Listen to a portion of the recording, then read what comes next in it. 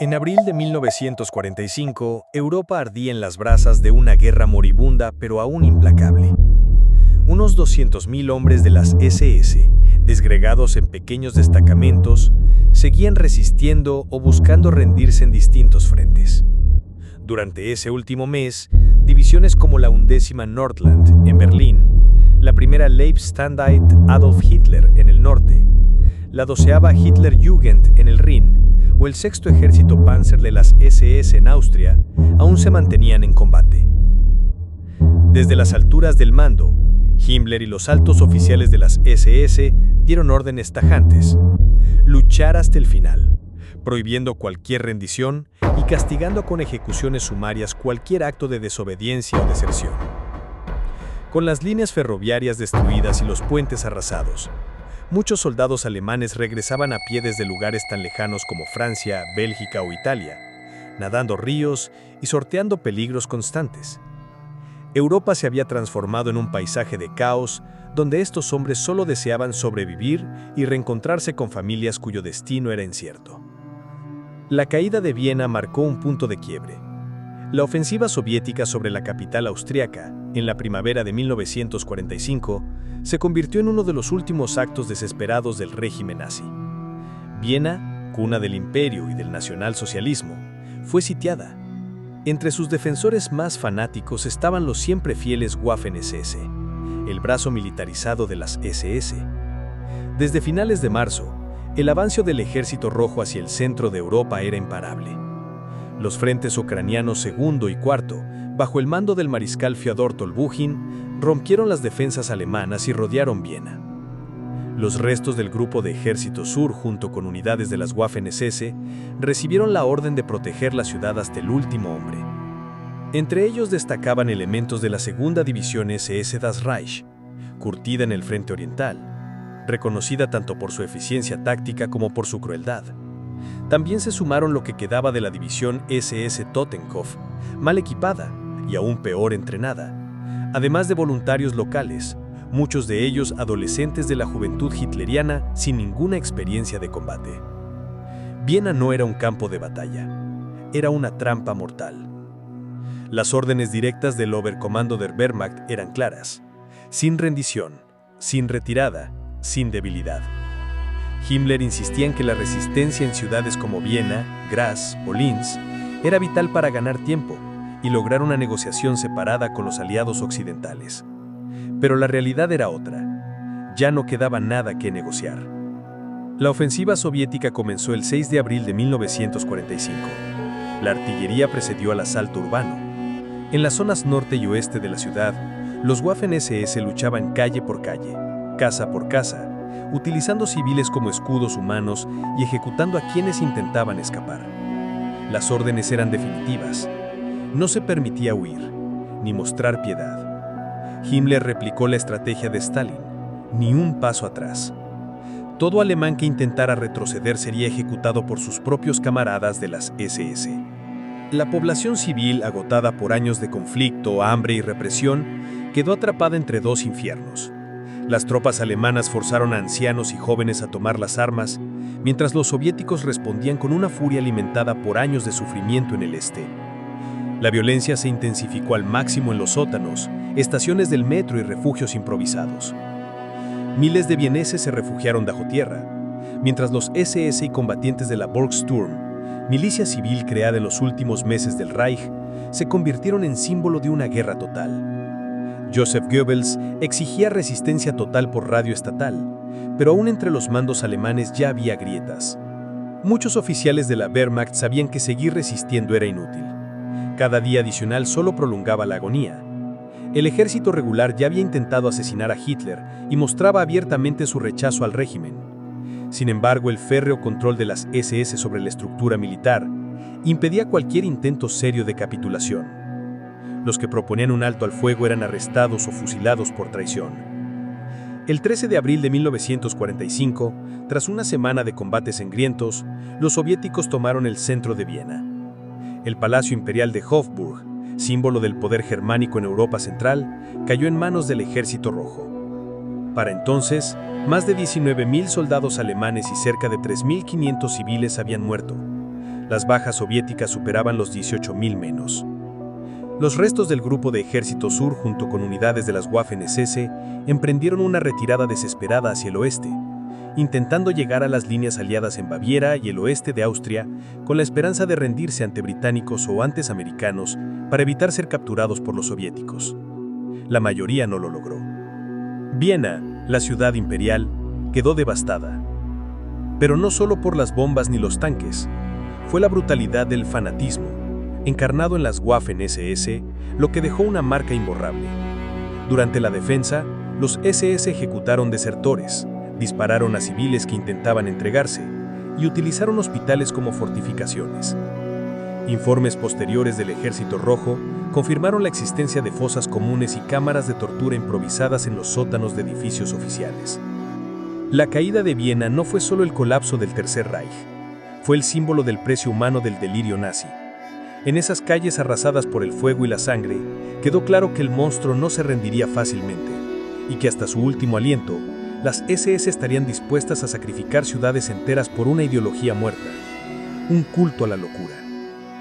Las últimas órdenes de Himmler, abril de 1945. Aunque el Tercer Reich se desmoronaba en todos los frentes, un solo hombre seguía intentando mantener con vida el régimen fallido. Heinrich Himmler, Reichsführer de las SS y cerebro del aparato represivo más temido del nazismo. Desde las ruinas de una estructura militar vencida, Himmler trataba de imponer sus últimas directrices, dictadas desde una realidad paralela, cargadas de fanatismo y desesperación. El ejército alemán ya no era más que una sombra. Las divisiones de la Wehrmacht y las Waffen-SS se replegaban sin coordinación ni estrategia. Para los nazis, el monstruo ya había cruzado la puerta. Los soviéticos desde el este, los americanos desde el oeste. Y sin embargo, desde sus oficinas móviles entre Mecklemburgo y Lübeck, Himmler seguía enviando telegramas, dictando informes y creando nuevas unidades que existían solo en teoría. Una de sus invenciones más absurdas fue el proyecto Werwolf, una supuesta red secreta de guerrillas formada por miembros de las SS y jóvenes de las juventudes hitlerianas entrenados para operar tras las líneas enemigas. En papel, esta fuerza debía realizar sabotajes, asesinatos selectivos y desestabilizar la ocupación aliada. En la práctica, fue una fantasía delirante que solo logró ejecutar unas pocas acciones aisladas, muchas de ellas fallidas o incluso contraproducentes.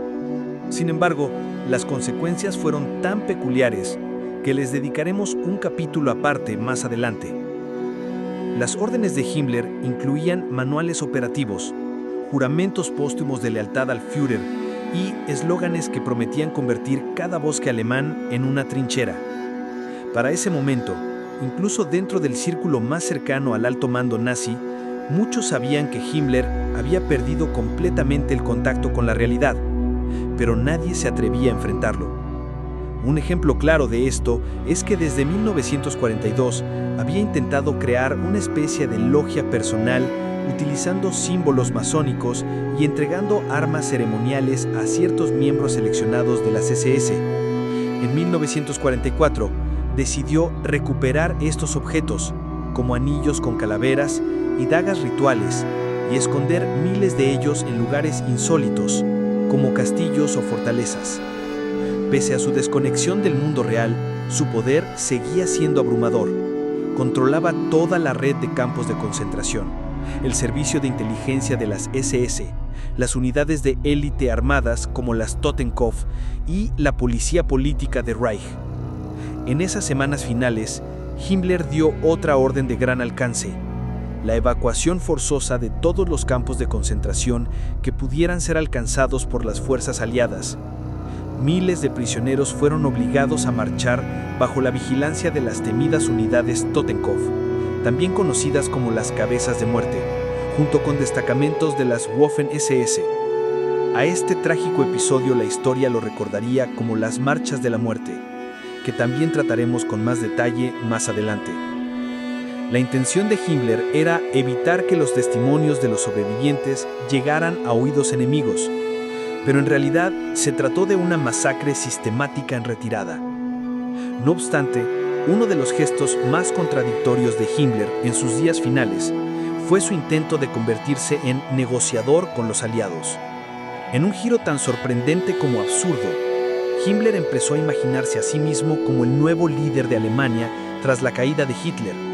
Soñaba con una transición negociada, con él al frente, capaz de mantener lo que quedara del país unido frente al avance soviético.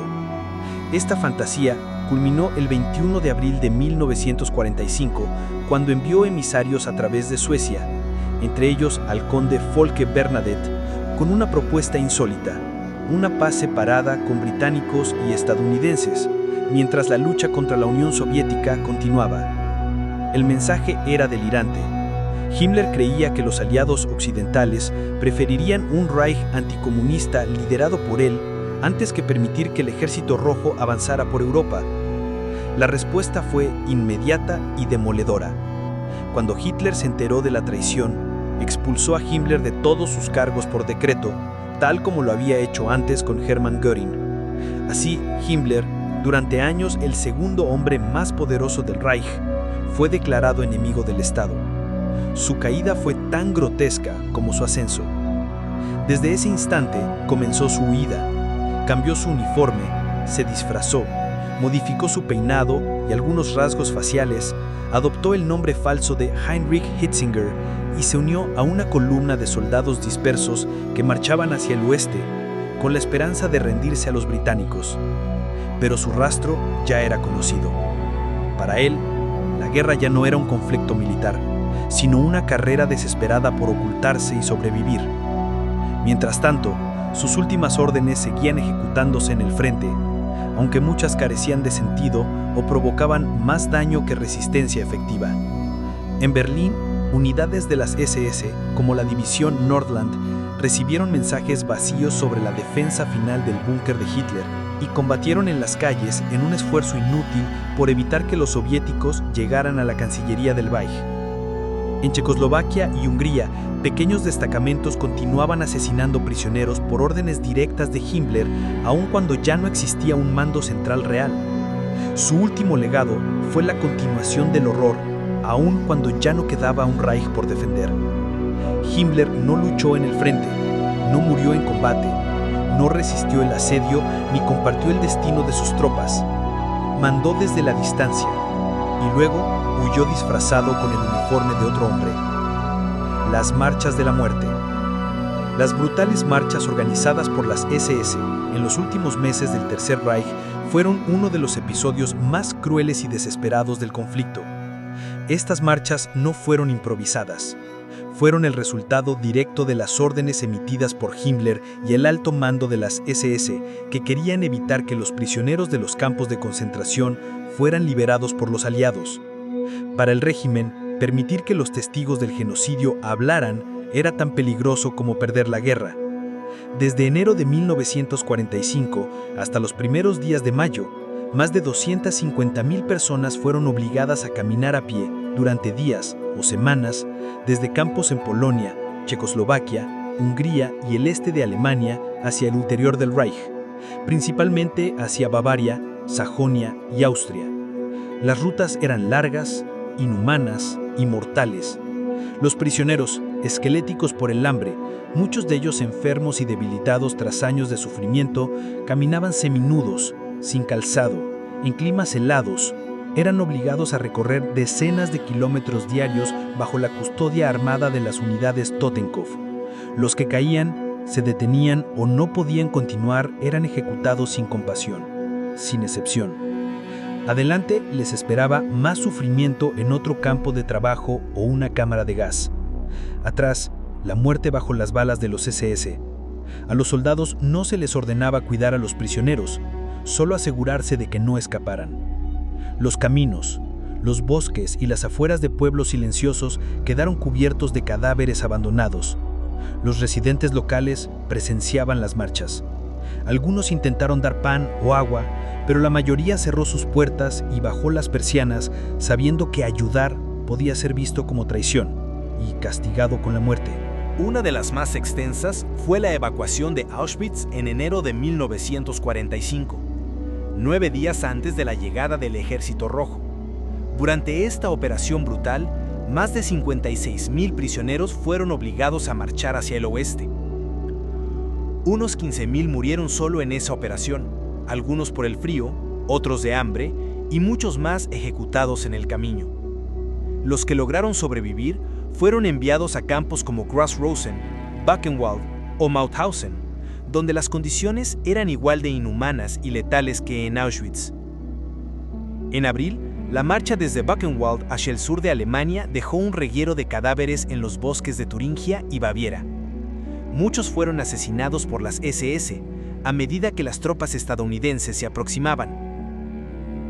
En otras ocasiones, los prisioneros eran encerrados en graneros y edificios rurales, que luego eran incendiados para borrar toda evidencia. Estas marchas no fueron simples traslados desesperados. Fueron parte de un plan sistemático de exterminio final. La lógica del régimen no cambió ni siquiera en su colapso. Si ya no podían retener a los judíos y prisioneros políticos, había que eliminarlos de inmediato. La marcha de Mauthausen, iniciada el 11 de abril de 1945, reunió miles de prisioneros de Gusen y otros subcampos en condiciones extremas. Caminaron durante días por caminos rurales austriacos. Muchos murieron en la ruta. Los que llegaron al destino estaban al borde de la muerte cuando el campo fue liberado por las tropas estadounidenses el 5 de mayo. El espectro de Werwolf y la paranoia del posguerra. En el este, la tensión era aún mayor. Cuando los soviéticos ocuparon Berlín, el general Nikolai Bersarin fue designado gobernador militar. El 16 de junio de 1945, apenas un mes después de la rendición, murió en un accidente de moto. Oficialmente fue un incidente vial, pero fuentes soviéticas insinuaron que había sido un atentado de Werwolf, aunque nunca se presentó evidencia concluyente. Durante abril y mayo de 1945, circularon informes de sabotajes, emboscadas, explosiones en vías férreas y panfletos firmados por Werwolf. En zonas rurales de Baviera, Turingia y Austria, pequeñas células armadas operaron durante semanas tras la rendición, dificultando el control aliado. La respuesta fue contundente. Los aliados impusieron protocolos de ocupación estrictos, arrestaron a miles de sospechosos y militarizaron regiones enteras. La represión fue tan eficaz que a finales de 1945 casi todos los focos de Werwolf habían sido eliminados. Pero el impacto psicológico fue duradero. En muchas zonas se instauró una paranoia colectiva. Cada ataque, cada explosión era atribuida a Werwolf, a veces con exageración, otras con razón. Quizá ese fue el triunfo final de Himmler, alargar la guerra unos meses más en forma de miedo. El espectro de Werwolf sirvió para mantener vigilados a exmiembros de las SS, cerrar periódicos nacionalistas y justificar detenciones preventivas. El temor a un cuarto Reich era tan real como útil. Hasta hoy los historiadores discuten la verdadera magnitud de Werwolf. Para muchos, fue más una operación propagandística que una amenaza militar real. Incluso los nazis emitían programas bajo el nombre de Radio Werwolf, con locutores que instaban a los alemanes a resistir hasta la muerte, incluso cuando Berlín ya había caído. En la práctica, sus acciones fueron escasas, mal coordinadas y sin respaldo logístico. Pero su valor simbólico fue potente. Werwolf representaba la negativa del nazismo a desaparecer sin pelear. Su existencia probaba que, incluso en su ocaso, el régimen seguía dispuesto a sembrar caos, sacrificar adolescentes fanatizados y asesinar civiles alemanes acusados de deslealtad. Werwolf fue el último aliento del fanatismo, el eco de una ideología que se negaba a morir incluso a costa de su propio pueblo. Una tumba anónima en las cercanías de Luneburgo. Su ubicación exacta fue mantenida en secreto por el ejército británico para evitar que se convirtiera en un lugar de culto. La noticia de su caída fue recibida con asombro por algunos y con furia por otros. Las víctimas del Holocausto, los sobrevivientes de los campos y los soldados que combatieron contra su ejército privado esperaban verlo sentado en un tribunal, juzgado por el mundo. Pero Himmler, hasta el final, evitó enfrentar las consecuencias. La justicia que no se aplicó en vida tendría que construirse a través de tribunales, documentos y testimonios. Sin embargo, para millones, Su nombre seguiría representando la encarnación del fanatismo nazi. Himmler había imaginado un imperio milenario basado en la supremacía racial, el control absoluto del individuo y la eliminación sistemática del enemigo. Construyó una estructura policial y militar que sembró el terror en toda Europa. Supervisó la creación de campos como Auschwitz, Treblinka, Majdanek y Sobibor. Fue responsable de la muerte de más de 6 millones de personas. Y, aún así, murió como un cobarde, masticando una cápsula de veneno mientras huía del mundo que él mismo ayudó a destruir. En las semanas siguientes, los aliados comenzaron a desmantelar la estructura de las SS. Se incautaron millones de documentos, se arrestaron a decenas de miles de miembros y los nombres de sus mandos comenzaron a figurar en las listas internacionales de los más buscados. La captura de Himmler fue el símbolo definitivo del colapso de las SS, una institución que nació para proteger al régimen y terminó convirtiéndose en su verdugo. Su fin silencioso y miserable selló también la caída de un sistema construido sobre el miedo, la obediencia ciega y la destrucción sistemática de la humanidad. Durante años, la imagen de Himmler fue la del oscuro burócrata, el ingeniero del exterminio. Pero en sus últimos días también se reveló como un ángel exterminador caído, un cobarde que murió el 23 de mayo de 1945, sin gloria, sin redención, sin juicio, cargando únicamente con la vergüenza y el peso del horror que había edificado. Una tumba anónima en las cercanías de Luneburgo. Su ubicación exacta fue mantenida en secreto por el ejército británico para impedir que se convirtiera en un sitio de veneración. La noticia de su caída fue recibida con incredulidad por algunos y con ira por otros. Las víctimas del Holocausto, los sobrevivientes de los campos y los soldados que lucharon contra su ejército privado esperaban verlo en el banquillo de los acusados, juzgado ante el mundo. Pero Himmler, hasta su último aliento, evitó rendir cuentas. La justicia que no se aplicó en vida tendría que ser reconstruida a través de tribunales, archivos y testimonios. Para millones, su nombre continuaría siendo el símbolo del fanatismo nazi. Himmler imaginó un imperio milenario fundado en la supremacía racial, el control absoluto sobre el individuo y la erradicación sistemática del enemigo. Levantó una estructura policial y militar que infundió terror en todo el continente. Dirigió la creación de campos como Auschwitz, Treblinka, Majdanek y Sobibor. Fue responsable de la muerte de más de 6 millones de personas. Y sin embargo, murió como un cobarde, mordiendo una cápsula de veneno, huyendo del desastre que él mismo había provocado. En las semanas que siguieron, los aliados comenzaron a desmantelar el aparato de las SS. Millones de documentos fueron incautados, decenas de miles de miembros fueron detenidos y los nombres de sus líderes comenzaron a circular en las listas de los más buscados a nivel internacional.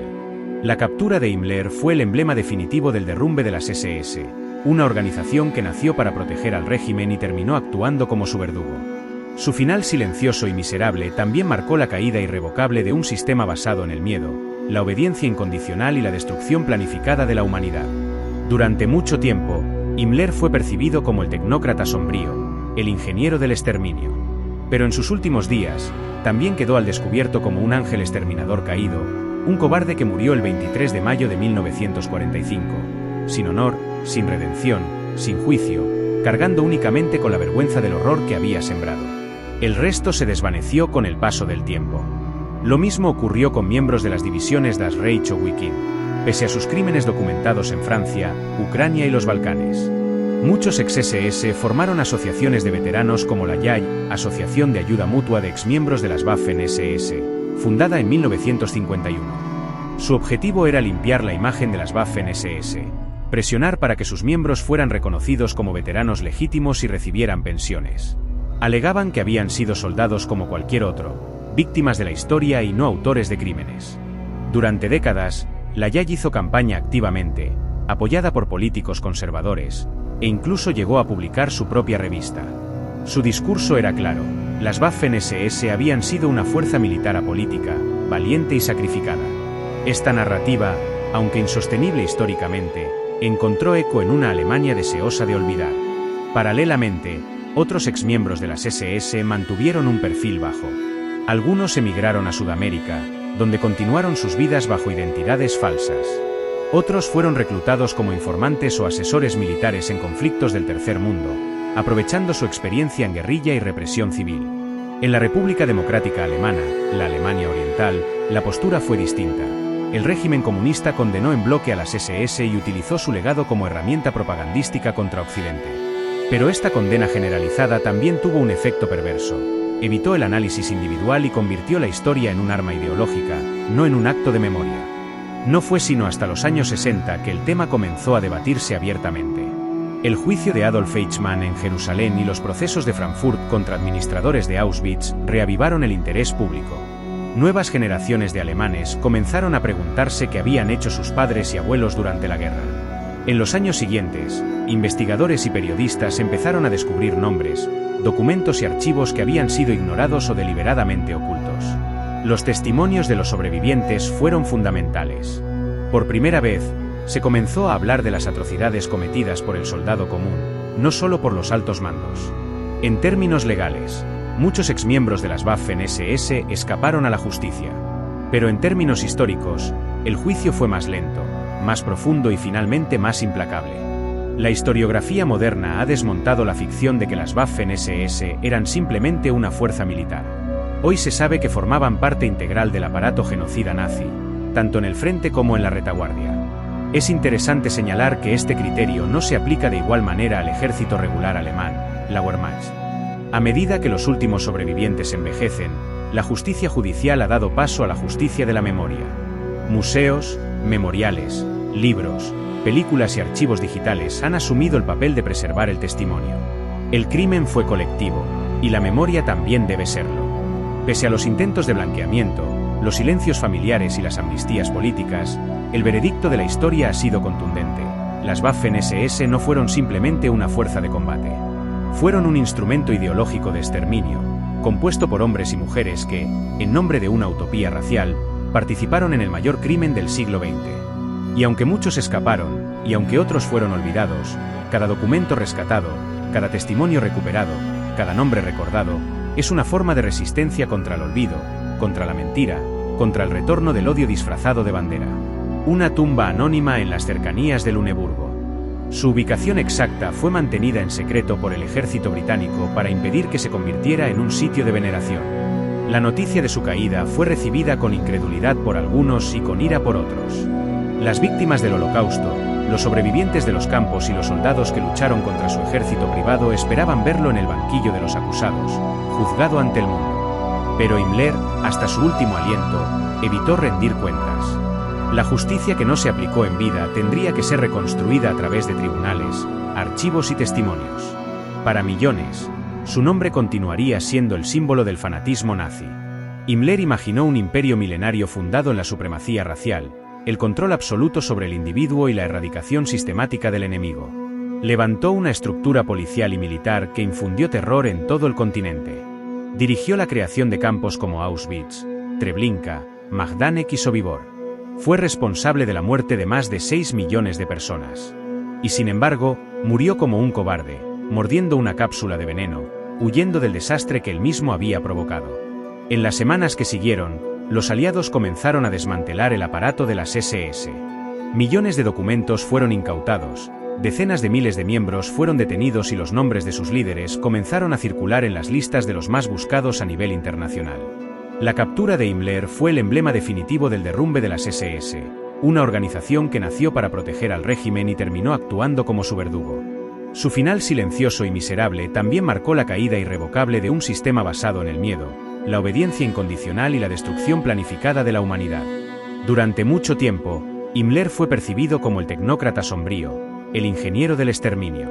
Pero en sus últimos días, también quedó al descubierto como un ángel exterminador caído, un cobarde que murió el 23 de mayo de 1945, sin honor, sin redención, sin juicio, cargando únicamente con la vergüenza del horror que había sembrado. El resto se desvaneció con el paso del tiempo. Lo mismo ocurrió con miembros de las divisiones Das Reich o Wiking, pese a sus crímenes documentados en Francia, Ucrania y los Balcanes. Muchos ex-SS formaron asociaciones de veteranos como la YAI, Asociación de Ayuda Mutua de Exmiembros de las Waffen-SS, fundada en 1951. Su objetivo era limpiar la imagen de las Waffen-SS, presionar para que sus miembros fueran reconocidos como veteranos legítimos y recibieran pensiones. Alegaban que habían sido soldados como cualquier otro, víctimas de la historia y no autores de crímenes. Durante décadas, la YAI hizo campaña activamente, apoyada por políticos conservadores, e incluso llegó a publicar su propia revista. Su discurso era claro: Las Waffen-SS habían sido una fuerza militar apolítica, valiente y sacrificada. Esta narrativa, aunque insostenible históricamente, encontró eco en una Alemania deseosa de olvidar. Paralelamente, otros exmiembros de las SS mantuvieron un perfil bajo. Algunos emigraron a Sudamérica, donde continuaron sus vidas bajo identidades falsas. Otros fueron reclutados como informantes o asesores militares en conflictos del Tercer Mundo, aprovechando su experiencia en guerrilla y represión civil. En la República Democrática Alemana, la Alemania Oriental, la postura fue distinta. El régimen comunista condenó en bloque a las SS y utilizó su legado como herramienta propagandística contra Occidente. Pero esta condena generalizada también tuvo un efecto perverso. Evitó el análisis individual y convirtió la historia en un arma ideológica, no en un acto de memoria. No fue sino hasta los años 60 que el tema comenzó a debatirse abiertamente. El juicio de Adolf Eichmann en Jerusalén y los procesos de Frankfurt contra administradores de Auschwitz reavivaron el interés público. Nuevas generaciones de alemanes comenzaron a preguntarse qué habían hecho sus padres y abuelos durante la guerra. En los años siguientes, investigadores y periodistas empezaron a descubrir nombres, documentos y archivos que habían sido ignorados o deliberadamente ocultos. Los testimonios de los sobrevivientes fueron fundamentales. Por primera vez, se comenzó a hablar de las atrocidades cometidas por el soldado común, no solo por los altos mandos. En términos legales, muchos exmiembros de las Waffen-SS escaparon a la justicia. Pero en términos históricos, el juicio fue más lento, más profundo y finalmente más implacable. La historiografía moderna ha desmontado la ficción de que las Waffen-SS eran simplemente una fuerza militar. Hoy se sabe que formaban parte integral del aparato genocida nazi, tanto en el frente como en la retaguardia. Es interesante señalar que este criterio no se aplica de igual manera al ejército regular alemán, la Wehrmacht. A medida que los últimos sobrevivientes envejecen, la justicia judicial ha dado paso a la justicia de la memoria. Museos, memoriales, libros, películas y archivos digitales han asumido el papel de preservar el testimonio. El crimen fue colectivo, y la memoria también debe serlo. Pese a los intentos de blanqueamiento, los silencios familiares y las amnistías políticas, el veredicto de la historia ha sido contundente. Las Waffen-SS no fueron simplemente una fuerza de combate. Fueron un instrumento ideológico de exterminio, compuesto por hombres y mujeres que, en nombre de una utopía racial, participaron en el mayor crimen del siglo XX. Y aunque muchos escaparon, y aunque otros fueron olvidados, cada documento rescatado, cada testimonio recuperado, cada nombre recordado, es una forma de resistencia contra el olvido, contra la mentira, contra el retorno del odio disfrazado de bandera. Las rutas de escape, conocidas como Red Lines, funcionaron como arterias ocultas que mantuvieron con vida a la sombra del nazismo. En ciudades como Roma, Génova y Madrid, se establecieron redes de contacto, intermediarios y oficinas de paso que facilitaban la fuga. Se falsificaban certificados de nacimiento, se emitían cartas de recomendación de parientes ficticios, y muchas veces se obtenían pasaportes de la Cruz Roja Internacional sin verificación real. Desde esos puntos, los prófugos abordaban trenes, cargueros o incluso caminaban durante días hasta alcanzar puertos como el de Nápoles o Barcelona. Su destino: Argentina, Brasil, Chile, Paraguay, Siria, Egipto. En más de una ocasión, lo hacían con apoyo tácito o directo de autoridades religiosas, consulares o militares que veían en ellos un escudo contra el comunismo. En algunos casos, estos criminales no solo escaparon de la justicia, sino que prosperaron. Se convirtieron en médicos rurales, técnicos industriales, asesores de seguridad. Algunos incluso ejercieron cargos públicos o colaboraron con regímenes autoritarios en sus nuevas patrias. Su pasado quedó oculto tras nombres falsos, cirugías estéticas y pactos de silencio. Pero el tiempo, paciente e implacable, fue revelando grietas. Cada vez que un sobreviviente hablaba, cada vez que un documento salía a la luz, se tejía una red inversa, una línea de memoria que perseguía lo que la impunidad había dejado atrás. Porque la historia no olvida.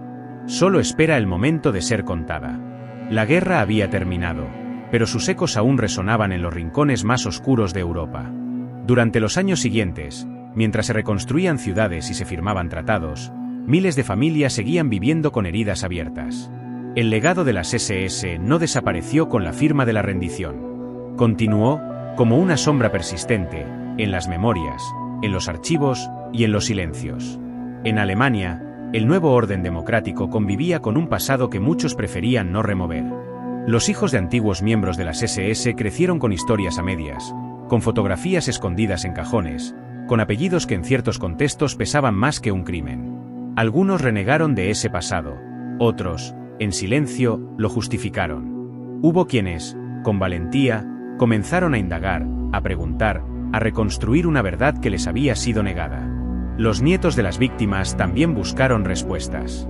En sinagogas reconstruidas, en fosas comunes aún no descubiertas, en los testimonios que sus abuelos no pudieron contar. La memoria no es lineal ni tranquila. Es un campo minado de emociones, vergüenzas y deberes morales. Y en esa tensión, Europa entera comenzó a comprender que el verdadero juicio no era solo legal, sino ético y generacional. Museos, centros de documentación y programas escolares comenzaron a incorporar el estudio del nazismo no solo como un hecho histórico, sino como una advertencia. Porque el mayor peligro de los crímenes del pasado no es su repetición exacta, sino su transformación en indiferencia. La banalización del mal, como lo llamó Hannah Arendt, es la última fase del olvido.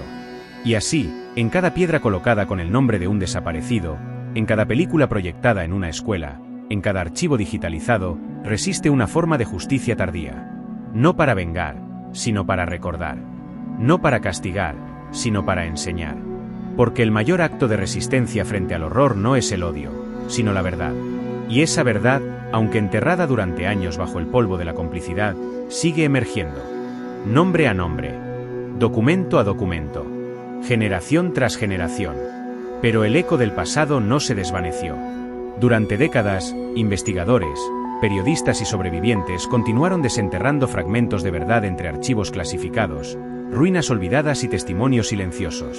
Cada nombre recuperado, cada fotografía sin identificar, cada carta escrita desde el exilio, se convirtió en un ladrillo más en la construcción de una memoria colectiva que se negaba a morir. Mientras algunos negaban el Holocausto, otros lo minimizaban. Pero los rastros eran imposibles de borrar, en los túneles de los campos, en las fosas comunes de los bosques del este, en las cicatrices de quienes vivieron para contarlo. La justicia formal no siempre llegó, pero la historia se convirtió en un tribunal más implacable. Los nombres de los verdugos, antes olvidados, volvieron a circular en libros, documentales y juicios simbólicos que buscaban restaurar parte de lo perdido. Algunos descendientes de criminales de guerra crecieron en la sombra de un apellido que pesaba como plomo. Otros, con valor, decidieron romper el silencio familiar y contar lo que durante generaciones se había ocultado. En muchas casas alemanas, el álbum de fotos del abuelo ya no se miraba con orgullo, sino con sospecha. Hoy, en las antiguas rutas de escape, se alzan placas conmemorativas. En los archivos digitalizados, cualquiera puede buscar nombres, rostros, fechas. La verdad, aunque tardía, ha aprendido a caminar. Y en medio de los monumentos y las ceremonias oficiales, queda una certeza: la historia no absuelve. La memoria es resistencia. Porque cada vez que un joven lee un testimonio, cada vez que una víctima es nombrada, cada vez que se enciende una vela en un museo del Holocausto, se frustra un intento de olvido. Y eso, aunque parezca poco, es una victoria. A pesar del silencio que se impuso durante los primeros años del posguerra, la memoria empezó a filtrarse por las grietas del tiempo. No lo hizo con discursos oficiales ni con grandes monumentos, sino a través de voces quebradas, álbumes familiares guardados bajo llave y cartas escritas a escondidas. Eran las memorias de los nietos que preguntaban en voz baja, de los vecinos que recordaban lo que se había hecho en nombre del orden, de los maestros que se atrevieron a contar lo que no aparecía en los libros de texto. En Alemania, por ejemplo, durante las décadas de 1950 y 1960, hablar del pasado era, para muchos, un tabú. El país se reconstruía sobre los escombros del Tercer Reich, y en esa reconstrucción no había espacio para la culpa. La prioridad era levantar la economía, integrarse a Europa, olvidar. Pero el olvido nunca es definitivo. Los hijos de los oficiales nazis empezaron a hacer preguntas. ¿Qué hacía mi padre durante la guerra? ¿Por qué hay una medalla escondida en su armario? ¿Por qué nunca habla de aquellos años? Algunas familias callaban, otras mentían, pero hubo quienes, enfrentados al peso de la verdad, eligieron no continuar la cadena de silencio. En los años 70, con el auge del movimiento estudiantil y la presión de una juventud que no se sentía representada por el relato oficial, comenzó una segunda ola de memoria. Ya no era solo cuestión de justicia, era identidad. Películas, obras de teatro, ensayos, exposiciones. Todo empezó a girar en torno a una nueva pregunta: ¿qué hicimos con nuestra historia? Por primera vez se publicaron diarios de soldados comunes que contaban, sin filtros, las atrocidades cometidas. Por primera vez, antiguos verdugos fueron reconocidos en fotografías borrosas por sobrevivientes que jamás olvidaron un rostro. En América Latina, el fenómeno fue distinto pero igual de revelador. En países como Argentina, Brasil y Paraguay, la presencia de exoficiales nazis se mantenía como un secreto a voces. Durante años, los apellidos germanos que aparecían en expedientes judiciales eran ignorados por las autoridades. Los nietos de los refugiados vivían integrados en comunidades cerradas, protegidos por redes de silencio que mezclaban religión, nacionalismo y complicidad. Pero todo cambió con la llegada de los cazadores de nazis. Hombres como Simon Wiesenthal, Beate y Serge Klarsfeld, y otras figuras menos conocidas, empezaron a construir bases de datos, revisar archivos parroquiales, cruzar informes de migración con denuncias anónimas. Y uno a uno, los nombres comenzaron a salir del polvo. Klaus Barbie, Erich Priebke, Franz Stangl, Josef Mengele. Algunos fueron capturados. Otros murieron antes del juicio. Pero el mensaje era claro: el tiempo no borra la responsabilidad. Mientras tanto, en Europa, se desarrollaban nuevas formas de memoria. En Alemania, los Stolpersteine, pequeños adoquines de bronce con los nombres de víctimas del nazismo, comenzaron a colocarse frente a las casas donde vivieron. Cada piedra era una herida abierta, una que se pisaba todos los días camino al trabajo o al colegio. En Polonia, los campos de exterminio dejaron de ser solo ruinas para convertirse en museos del horror. En Israel, el Museo Yad Vashem se consolidó como un santuario para los nombres que se negaban a desaparecer. Y sin embargo, el peligro del olvido persiste. En las últimas décadas, movimientos negacionistas han resurgido bajo nuevas formas. Ya no visten uniformes ni saludan con el brazo en alto. Ahora se esconden detrás de supuestas revisiones históricas, de discursos nacionalistas, de discursos que relativizan el pasado con frases como todos los bandos cometieron excesos. Las redes sociales, las burbujas de información y la polarización han permitido que estas ideas vuelvan a circular, disfrazadas de libertad de expresión. Frente a esto, la memoria ha tenido que reinventarse.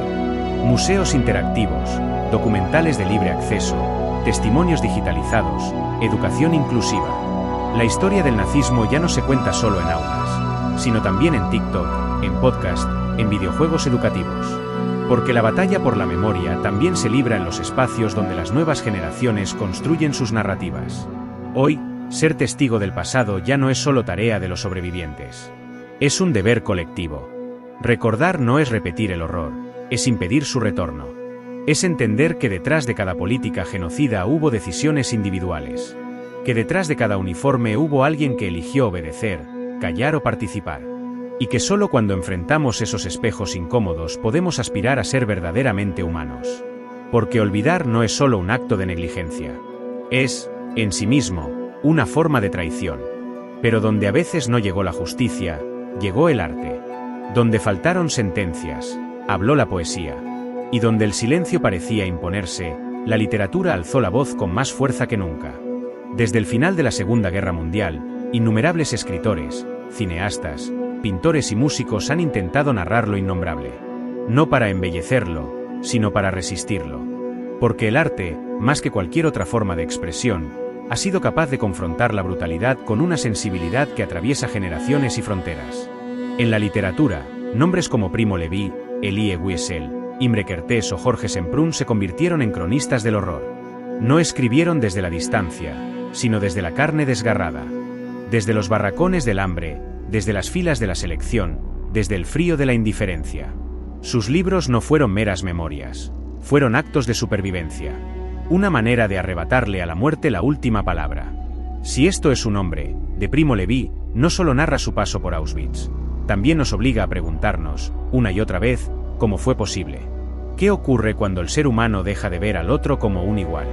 ¿Hasta dónde puede descender la dignidad cuando se reduce a un número tatuado? ¿Y cómo se sobrevive después de haber sido reducido a nada?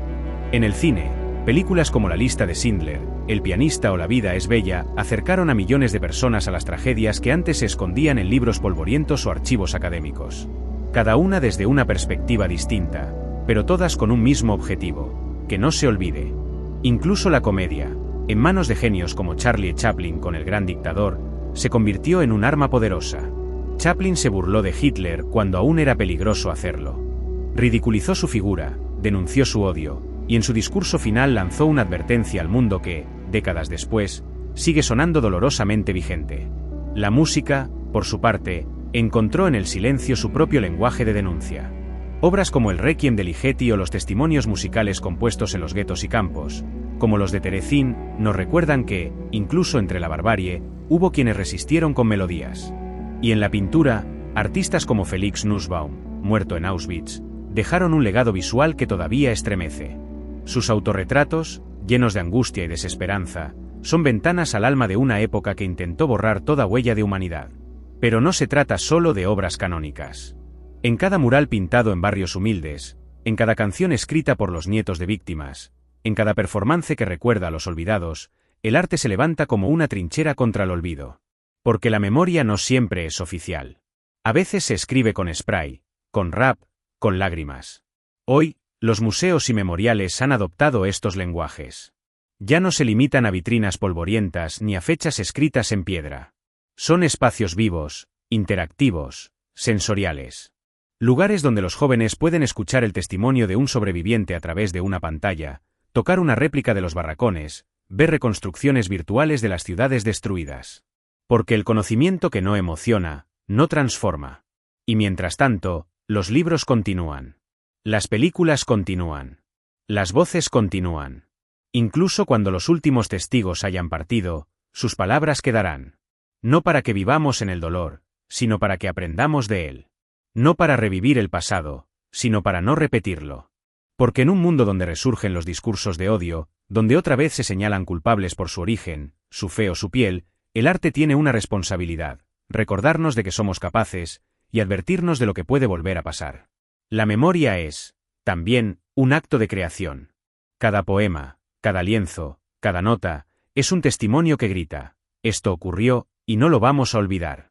Pero, ¿de qué sirve recordar, si no hacemos nada con la memoria? Hoy, más que nunca, necesitamos recordar no como acto pasivo, sino como una responsabilidad activa. Porque el horror no comenzó en los campos. Comenzó con palabras. Con propaganda. Con bromas racistas en las mesas familiares. Con teorías de superioridad disfrazadas de patriotismo. Con el silencio de muchos que no quisieron ver. Y eso, hoy, está volviendo a pasar. Hay quienes niegan. Hay quienes relativizan. Hay quienes dicen que ya es hora de pasar página. Pero cuando el olvido se impone, el peligro reaparece.